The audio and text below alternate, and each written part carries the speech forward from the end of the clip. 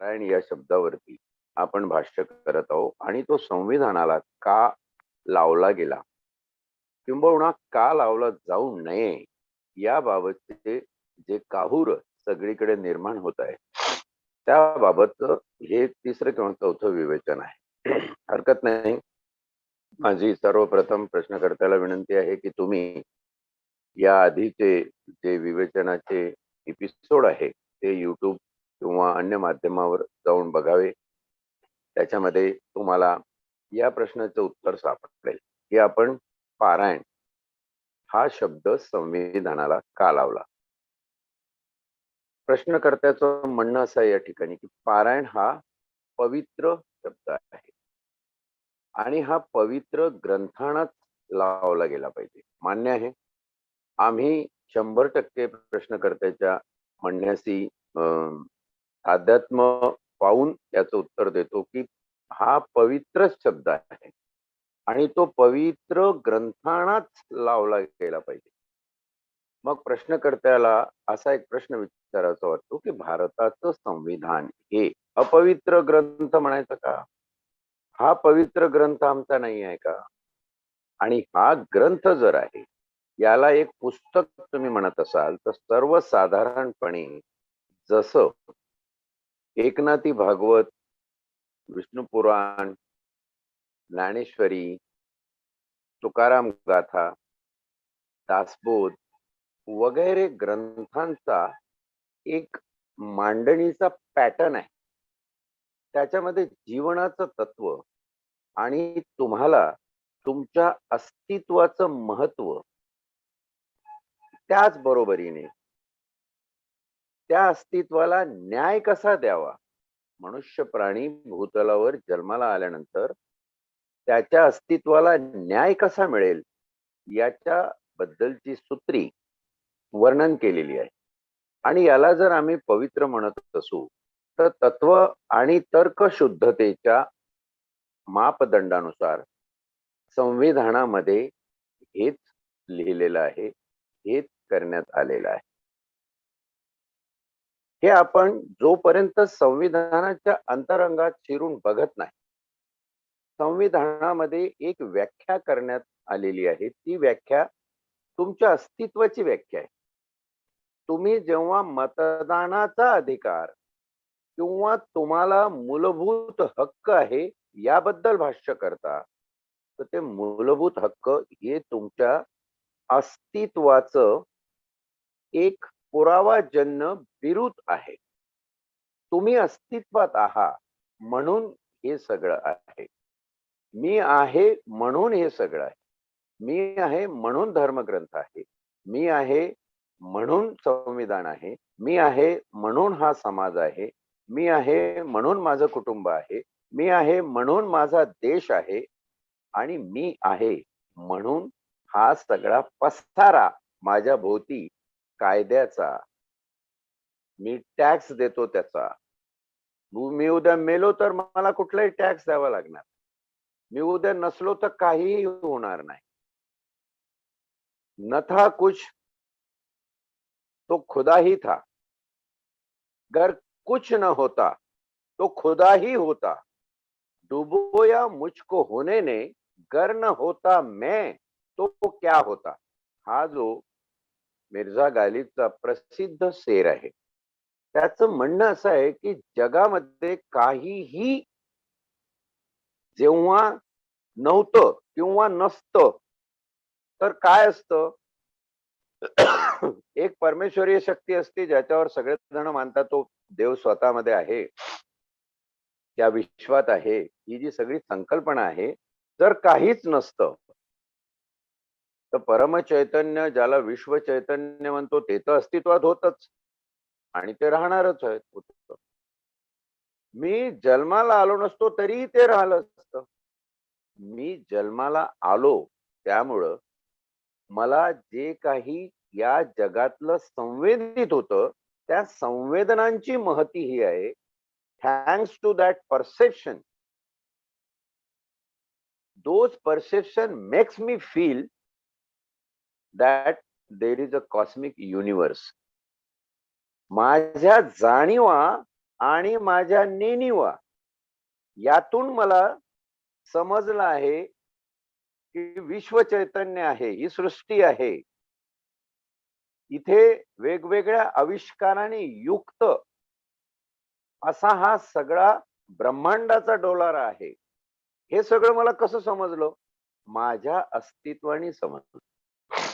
आणि हेच अस्तित्व प्रमाण मानून तुम्हाला या गोष्टीचं उत्तर मिळतं की ज्या कुठल्या ग्रंथामध्ये तुमच्या अस्तित्वाबद्दल क्षेत्र आणि क्षेत्रज्ञ टिळकांसारख्यांनी जेव्हा गीता रहस्य लिहिलं, गीतेचा अभ्यास आपण जर केला असेल, प्रश्नकर्त्याला माझी विनंती आहे की त्यांनी कृपा करून हे सगळं करावं.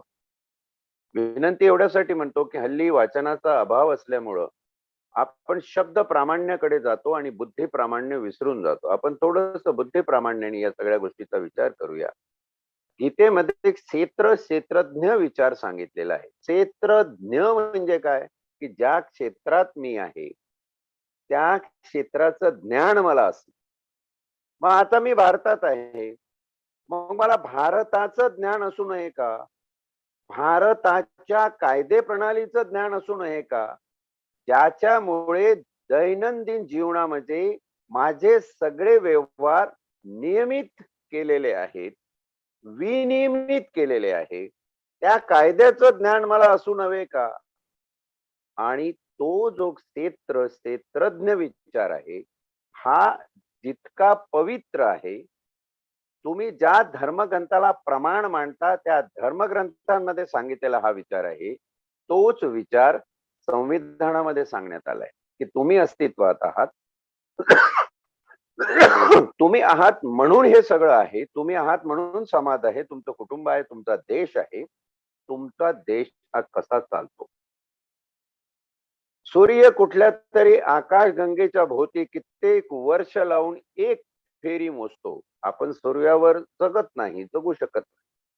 म्हणून आपल्याला रात्रंदिवस कळत नाही. तिथे दिवस किती तासांचा असतो आणि रात्र किती तासाची असते हे समजत नाही.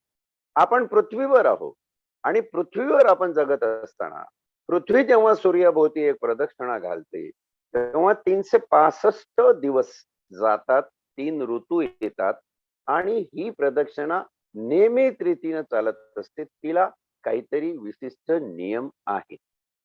त्याच प्रकारे चंद्र पृथ्वीच्या गिरट्या घालतो, त्यालाही नियम आहे. याला आपण विश्वाचे, सृष्टीचे, ब्रह्मांडाचे किंवा अंतरिक्षाचे, अंतराळाचे नियम म्हणूया. नियम तर आहेत, कायदे तर आहेत. त्या नियमाने, त्या कायद्याने जसा बुध सूर्याभोवती फिरतो, गुरु ग्रह सूर्याभोवती फिरतो, मंगळ ग्रह सूर्याभोवती फिरतो, शनी ग्रह सूर्याभोवती फिरतो. तुम्ही ग्रह मालिकेचं उदाहरण घेतलं तर तुमच्या असं लक्षात येईल की एक सुनियोजित, सुनियमित, सुव्यवस्थित अशी ही रचना आहे.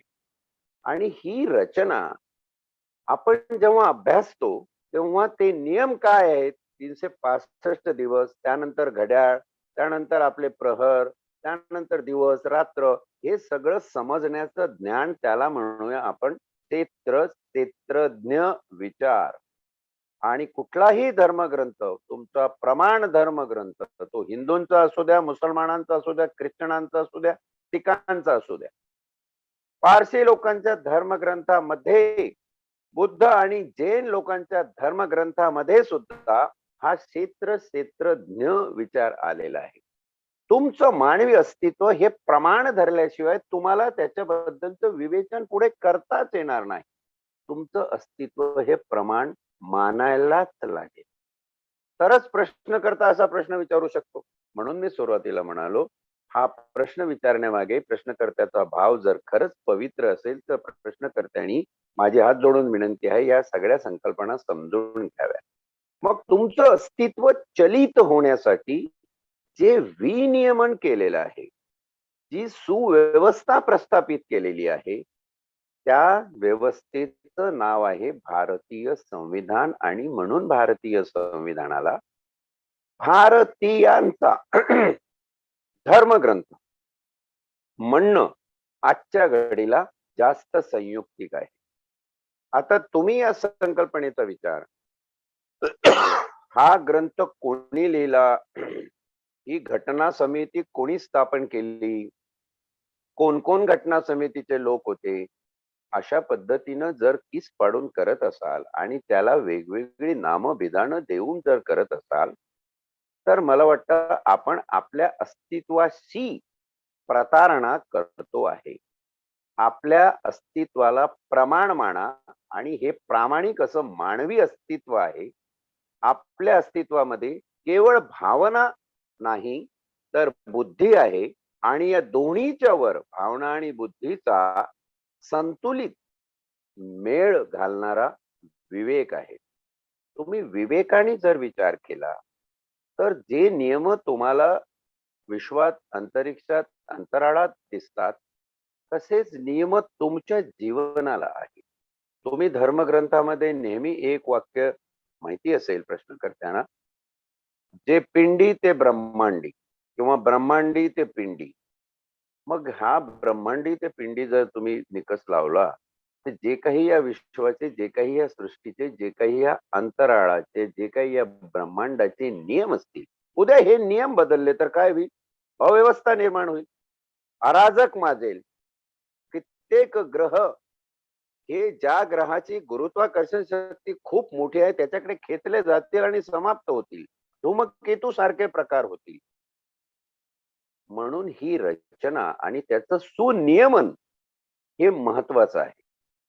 आणि तेच सुनियमन तुमच्या आयुष्याला, तुमच्या मानवी अस्तित्वाला जर लावायचं असेल, तर भारतीय म्हणून ते काम भारतीय संविधानाने केलेलं आहे. म्हणून भारतीय संविधान हा ग्रंथ कुठल्याही धर्मग्रंथापेक्षा कनिष्ठ नाही. तो एक आयाम देतोय. भारतीय संविधान हे तुमच्या भारतीय असण्याला एक आयाम देतोय. आता आम्ही भारतीय आहोत की नाही याचाही प्रश्न पडू शकतो. कोणी म्हणेल नाही आम्ही हिंदू आहोत आणि हा हिंदुस्थान आहे. तर ती व्याख्या जेव्हा होत होती तेव्हा या सगळ्या गोष्टीचा उहापोह घटनापीठासमोर अतिशय सखोल असा झालेला आहे की या देशाला काय म्हणावं. आणि या देशाला इंडिया दॅट इज भारत, म्हणजे भारताचं जर दुसरं काही नाव द्यायचं असेल तर ते इंडिया इंग्रजीमध्ये एवढं होईल, पण हा भारतच देश आहे. आणि भारत देश हा केवळ तुमच्या अस्तित्वाशी निगडीत नाही, तर या भूखंडावर राहणाऱ्या प्रत्येकाच्या अस्मितेशी निगडीत आहे. अस्तित्व आणि अस्मिता. अस्मिता तेव्हाच निर्माण होईल जेव्हा अस्तित्व असेल. अस्तित्वच नसेल तर कसली अस्मिता आणि कसलं काय? काहीच नाही, सगळं शून्य होईल. म्हणून प्रथम आपण अस्तित्वाचा विचार करू आणि मग आपण अस्मितेच्या विचाराकडे. अस्मिता आम्ही कशाला म्हणू की आमच्या अस्तित्वाला एक मान, एक दर्जा, एक नामविधान, एक परिभाषा देणारी पहिली संकल्पना ही आमची अस्मिता. आम्ही भारत हे जे नाव घेतलेलं आहे तेच मुळात आमच्या सर्व सकल धर्मग्रंथातून एकत्रित होऊन आलेलं आहे. आमचा ओरिजिन दुष्यंत शकुंतलेचा मुलगा राजा भरत, जो चक्रवर्ती राजा तुम्ही मानता, त्याला कथा समजा, त्याला पुराण समजा, त्याला पारायण समजा, त्याला दंतकथा समजा किंवा रचलेली कथा समजा, कित्येक हजारो वर्षापूर्वीचा इतिहास तुम्हीच तुमच्या तोंडाने सांगता. विज्ञानाने ही सृष्टी कधी निर्माण झाली, कधी भारत देश निर्माण झाला, कधी कुठला उपखंड निर्माण झाला, याचा सगळा शोध लावलेला आहे. त्याच्या पलीकडे जाऊन तुम्हाला तुमच्या स्वतःच्या धर्मग्रंथांच्या ज्या कथा आहेत त्याच्यावरून राजा भारताची तरी गोष्ट माहिती आहे. मग आपण भारतीय नाही असं कुठल्या तोंडाने आपण म्हणू शकतो? कुठल्याही धर्मग्रंथामध्ये हिंदू हा शब्द नसताना आणि भारताला एक ऐतिहासिक प्रावधान प्राप्त झालं असताना तो शब्द संविधानाने हा भारत देश आहे असं म्हणून जेव्हा लावला, तेव्हा तुम्हाला भारतीयत्वाचं वावड असण्याचं काय कारण?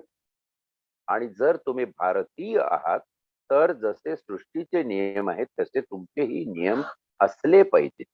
आणि ते नियम एकट्या माणसाने तयार केले आणि लिहून टाकले असं नाही. 389 लोकांचं घटनापीठ, तत्कालीन भारतातले सर्वात विद्वान लोक, सर्व धर्म, जात, पंथ, संप्रदाय संघाचे त्या घटनापीठामध्ये होते आणि त्यांची ही एकत्रित निर्मिती आहे. आंबेडकरांनी ड्राफ्टिंग केलेलं आहे. या निर्मितीला आपण जर नाकारत असू तर मला वाटतं हाच मुळात एक अपवित्र विचार होईल. स्वतःच्या अस्तित्वाची प्रतारणा होईल. अवहेलना तुम्ही स्वतःची स्वतः करत आहात असा त्याचा अर्थ होईल.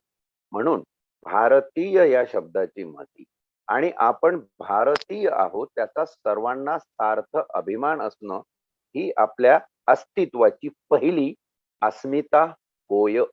पहिली अस्मिता होय. आमचा पहिला मान या जगातला जर कुठला असेल तर आम्ही भारत देशात जन्माला आलो आणि आम्ही भारतीय आहोत. आणि जेव्हा आम्ही स्वतःला भारतीय म्हणवतो तेव्हा आम्हाला आमचे नियमन, स्वतःचं संविधान, स्वतःचे कायदे, स्वतःचं कानून, स्वतःची जीवन जगण्याची रीत ही आम्हाला या पुस्तकाने सांगितलेली आहे.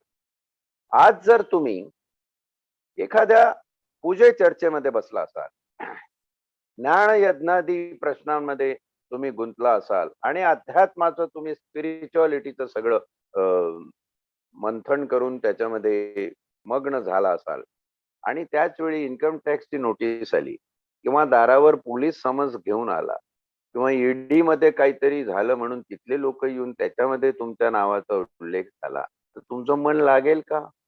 लागणार नाही. तुम्ही पहिला प्रश्न विचारणार, हा पोलीस इथे कशाला आला, काय समन्स आहे, कुठल्या केस बद्दल आहे? हे तुमच्या जीवनाचं व्यवहार्य अस्तित्व नाही का?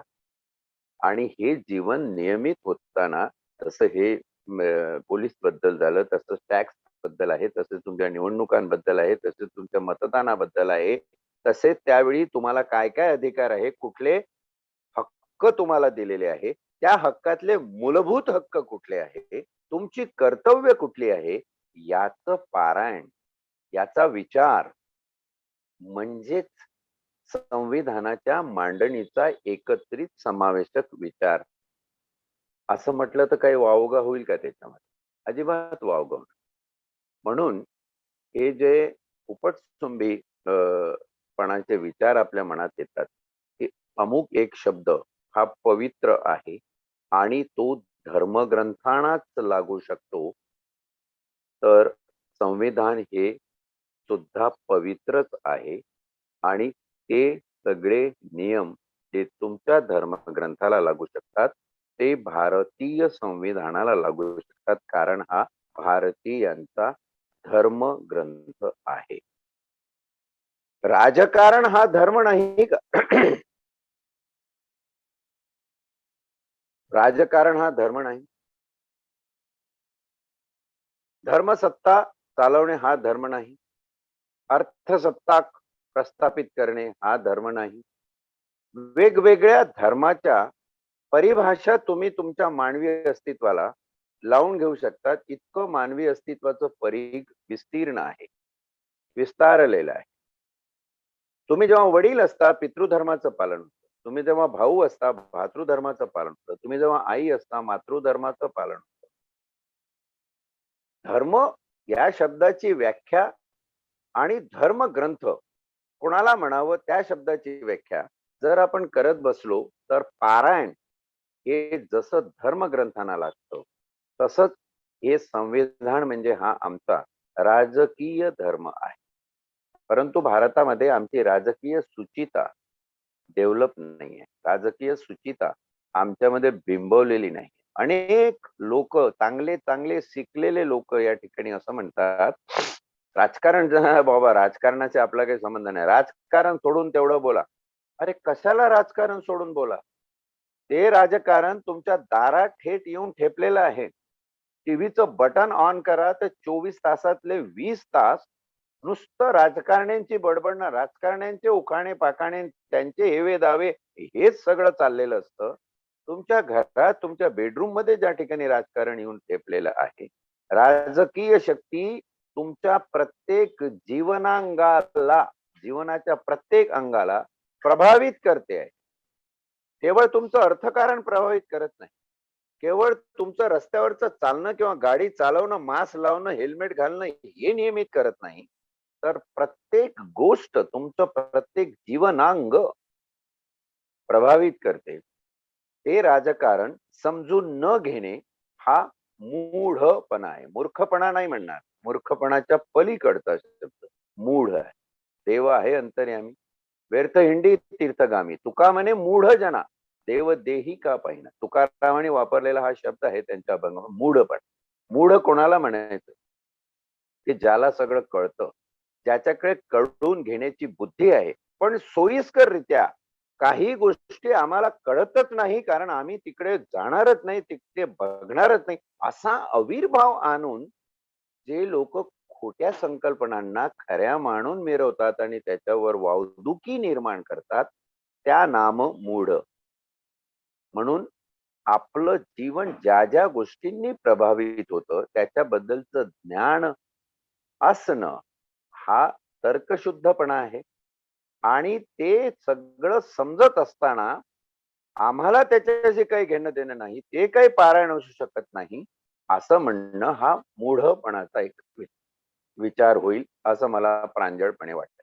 संविधान आणि धर्म याचा तत्वतत्वी संबंध नाही आहे. तर संविधानामध्ये निरपेक्ष हा जो शब्द वापरलेला आहे, ती धर्मनिरपेक्षता राज्याला उद्देशून वापरलेली आहे, माणसाला उद्देशून नाही. हे पहिला क्लिअर करा. ज्या संविधानामध्ये अनुच्छेद 25, 26, 27 आणि 28 या 4 अनुच्छेदांमध्ये तुम्हाला तुमच्या धार्मिक श्रद्धा, विश्वास आणि उपासना याचं स्वातंत्र्य बहाल केलेलं आहे. ते संविधान धर्मनिरपेक्ष आहे असं म्हणणं हा एक भाबडेपणा होईल. धर्मनिरपेक्ष कोण आहे? तर जे शासन आहे, जे सरकार आहे, ते धर्मनिरपेक्ष असणार.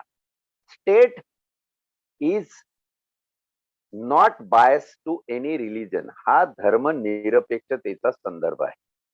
राज्य हे धर्मनिरपेक्ष आहे आणि राज्याला धर्मनिरपेक्ष का ठेवलेलं आहे? की राज्याने कुठल्याही धर्मावर अन्याय होईल अशा प्रकारे काही करू नये. कुठला एक धर्म महत्वाचा आहे किंवा तो त्याचा राज्यकर्त्याचा धर्म आहे, त्याचा विश्वास आणि त्याच्या श्रद्धेचा, त्याच्या आस्थेचा विषय आहे, म्हणून त्याला झुकतं माप देणं असं न करता सर्व धर्मीयांना, सर्व संप्रदायांना, सगळ्या पंथांना समान दर्जाची वागणूक मिळावी म्हणून राज्याला धर्मनिरपेक्ष ठेवलेलं आहे.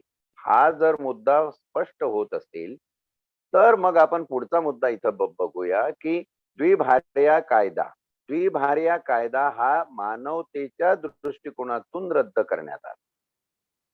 बुरख्यावरती निर्बंध, 3 तलाक बाबतचे जे घटनेने पार्लमेंटमध्ये, संसदेमध्ये कायदे केले, हे सगळे मानवीय दृष्टिकोनातून आलेले आहेत.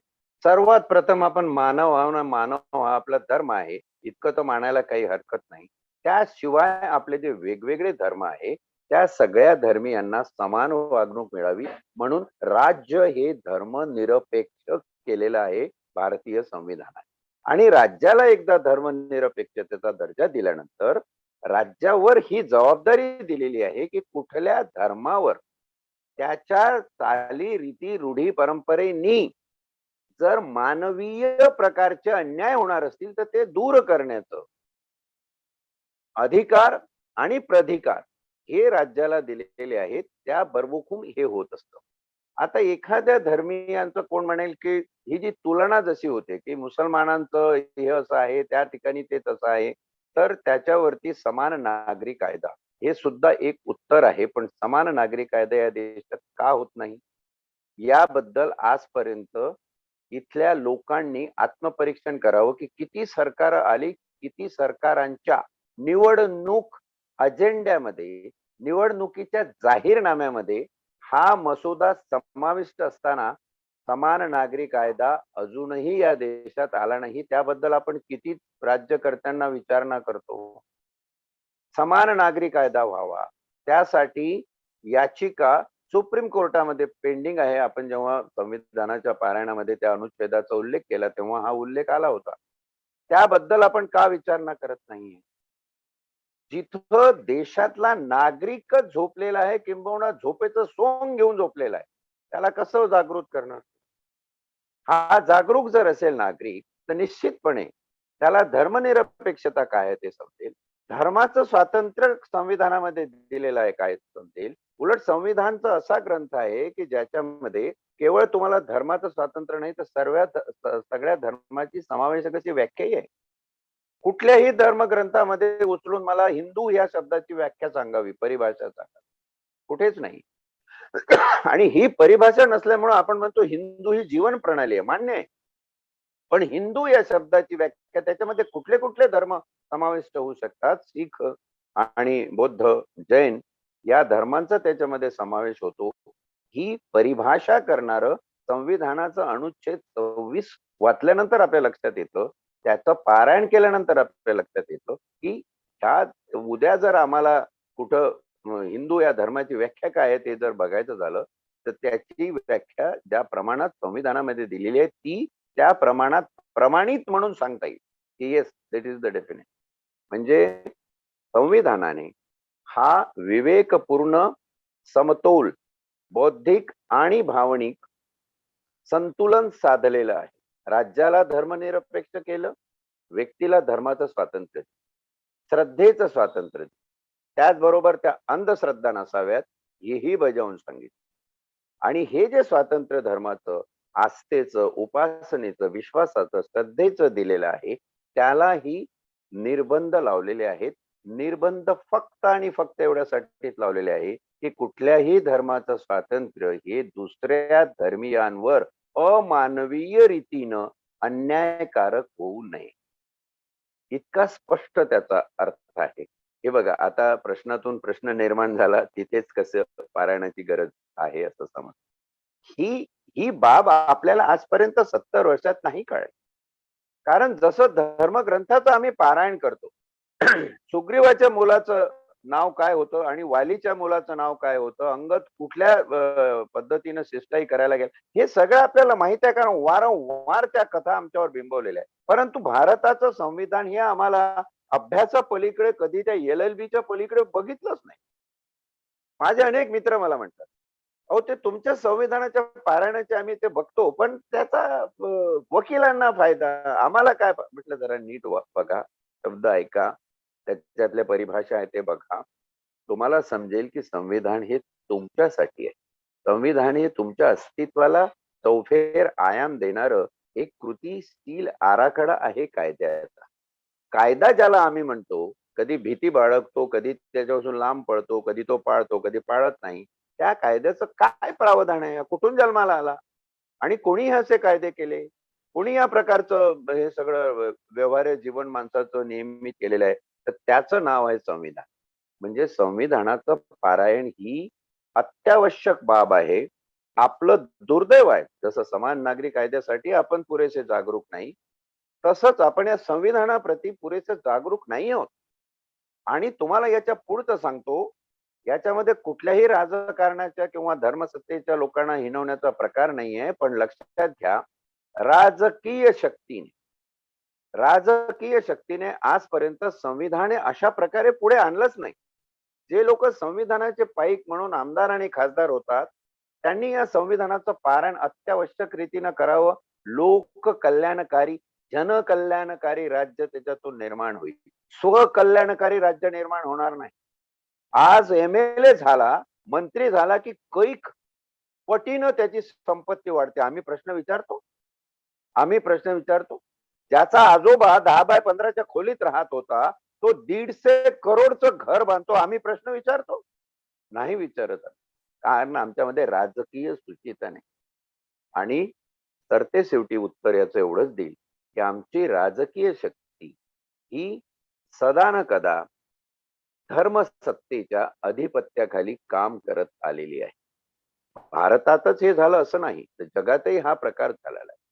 ब्रिटनमध्ये चर्चेस वर्सेस स्टेट हा वाद अनेक वर्ष सुरू होता आणि आजही सुरू आहे की चर्च श्रेष्ठ की राज्य श्रेष्ठ.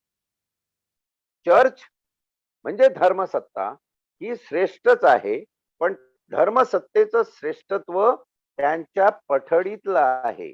परंतु धर्मसत्तेला सुद्धा नियमित करायची गरज पडेल तर राज्य सत्तेला त्या बरहुकूम कॉन्स्टिट्यूशन संविधान निर्माण करावं लागेल, कायद्याचा एक साचा निर्माण करावा लागेल. आज प्रत्येक धर्म संस्थेला चॅरिटी कमिशनर कडे जे रजिस्ट्रेशन असतं आणि धर्मसंस्थेचे ऑडिट रिपोर्ट लेखा परीक्षण दर वर्षाला द्यावं लागतं, हे त्याचं नियमन आहे.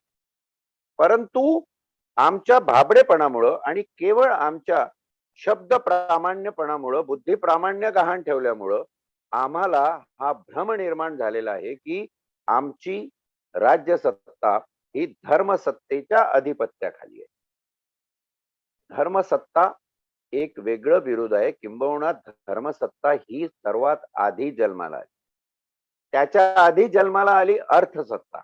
अर्थसत्तेला अबाधित ठेवण्यासाठी धर्मसत्तेची निर्मिती केली गेली आणि मग धर्मसत्तेला काही खरेपणाची उत्तर देता येईना. भ्रामक संकल्पनेमध्ये लोकांना जगवण्याचं त्यांचं जे षडयंत्र होतं ते धर्मसत्तेला जास्त काळ चालवता येईना. उदाहरणच द्यायचं झालं तर गॅलिलिओ आणि कोपर्निकस यांनी जेव्हा सांगितलं की सूर्य हा पृथ्वीभोवती फिरत नाही तर पृथ्वी सूर्याभोवती फिरते, त्यांना कालकोठडीत टाकलं. इथे गॅलिलिओ आणि कोपर्निकसच्या 350 वर्षापूर्वी महाराष्ट्रातल्या सारस्वतातल्या मातीतलं एक पोर ज्ञानेश्वर कुलकर्णी जेव्हा सांगतो की आणि उदो प्रमाणे जैसे न चालता सूर्याचे चालणे तैसे नष्कर्मत्वची जाणे कर्मिणी असता, हे वैज्ञानिक सत्य आहे. पण वैज्ञानिक सत्य हे धर्मसत्तेला मान्य नव्हतं. धर्मसत्तेचं तेच मान्य होतं की पृथ्वी प्रचंड मोठी आहे, ती नागाच्या शिरावरती आहे आणि सूर्य तिच्या भोवती फिरतोय, म्हणूनच दिवस आणि रात्र या संकल्पना निर्माण झालेल्या आहेत. जेव्हा धर्मसत्तेची वैज्ञानिक सत्यतेपुढे घोची व्हायला लागली त्यावेळी जन्माला आली राज्यसत्ता. धर्मसत्तेने आपलं अस्तित्व अबाधित ठेवून या सगळ्या प्रश्नांची उत्तरं देण्यासाठी, माणसाचं अस्तित्व, त्याची अस्मिता सुनियमित करण्यासाठी, विनियमित करण्यासाठी एक कुठली तरी बॉडी तयार केली आणि त्याचं नाव राज्यसत्ता. म्हणजे हा 3 टायर जर तुमच्या लक्षात येत असेल या माझ्या विवेचनातून, तर अर्थसत्ता, धर्मसत्ता आणि राज्यसत्ता. आता याच्यामध्ये कुठली प्रभावी आहे किंवा कुठली प्रभावी ठेवावी हे तुमचं तुम्ही ठरवण्याचं जे स्वातंत्र्य आहे त्याला लोकशाही म्हणतात. त्याला तुमचे स्वतःचे अधिकार, त्याला स्वातंत्र्य म्हणतात. हे स्वातंत्र्य मानवाला उपजत नैसर्गिकरित्या प्राप्त झालेला आहे. त्या स्वातंत्र्याचा विचार करून संविधानामध्ये ही लोकशाही संविधानाची मूल्य मांडली आहेत. आम्ही या सगळ्यांचा कथ्थकूट किंवा याचा विचार न करता जे काही वरपांगी प्रश्न निर्माण करतो, माझी विनंती सगळ्यांना आहे, सगळं प्रश्नकर्त्यांचं मी परत एकदा स्वागत करतो आणि माझी विनंती आहे की थोडंसं आपण या बाबतीतलं वाचन वाढवावं, थोडीशी माहिती घ्यावी, तज्ञांशी चर्चा करावी. तुम्ही मला 100 प्रश्न 100 वेळा विचारले तरीही मी उत्तर द्यायला बांधील आहे, कारण ही माझी जबाबदारी आहे आणि मला ते जर देता येत नसतील तर मी हे पारायण करू नये. म्हणून संविधानाचं पारायण हे पारायणच असलं पाहिजे, कारण पारायण या शब्दाचा अर्थ जो मी अगदी पहिल्या पुष्पामध्ये सांगितला, रायन आणि जे पाठांतर होतं त्याच्यावरतीच व्याख्यान, जे अनुच्छेद, ज्या ओव्या, जे अभंग समजायला कठीण आहे, त्या अभंगाचं पाठांतर झाल्यानंतर तुम्ही वयात आल्यावर त्या पाठांतराचे अर्थ तुम्हाला उलगडायला लागतात. 18 वर्षापर्यंत तुम्ही संविधान वाचलं नसेल, संविधानाच्या अंतरंगात शिरत नसाल, काही हरकत नाही. पण जेव्हा तुम्हाला मतदानाचा अधिकार प्राप्त होतो आणि तुम्हाला तुमचं एक वेगळं अस्तित्व या देशातली शासन प्रशासन प्रणाली ठरवण्यासाठी प्राप्त होतं, त्या अस्तित्वाचा विचार करून तुम्ही तिथे संविधान वाचलं पाहिजे, संविधान समजून घेतलं पाहिजे. आणि हे संविधान अशा प्रकारे पारायणाच्या माध्यमातून समजलं जाऊ शकतं. याच्यावरती प्रश्न निर्माण झालेच पाहिजे. याची एक पॉझिटिव्ह दिशा आहे. हे फार प्रेरणादायी आहे, की तुम्ही आता या सगळ्या गोष्टींचा विचार करायला लागलात. समान नागरी कायद्याचा, धर्मनिरपेक्षतेचा, धार्मिक स्वातंत्र्याचा, हिंदूंच्या काही कायद्यांचा, त्यांच्या पर्सनल लॉचा, मुस्लिमांच्या बुरख्यांचा आणि त्यांच्या 3 तलाकचा, हे सगळे विचार आपण जेव्हा करायला लागलो, तर याची पूर्वपीठिका आपल्या संविधानामध्ये मानवी अस्मिता, मानवी अस्तित्व आणि सर्वात शेवटी मानवी अस्तित्वाला दिलेला न्याय या पद्धतीने रचलेली आहे. आणि म्हणून हा आमच्या भारतीयांचा धर्मग्रंथ असं समजून मी संविधानाचं पारायणच करणार आणि ते करत राहणार. तुमची सगळ्यांची साथ मिळावी अशी अपेक्षा व्यक्त करतो आणि आजचं हे पुष्प या ठिकाणी थांबवण्याची अनुमती मागतो. धन्यवाद.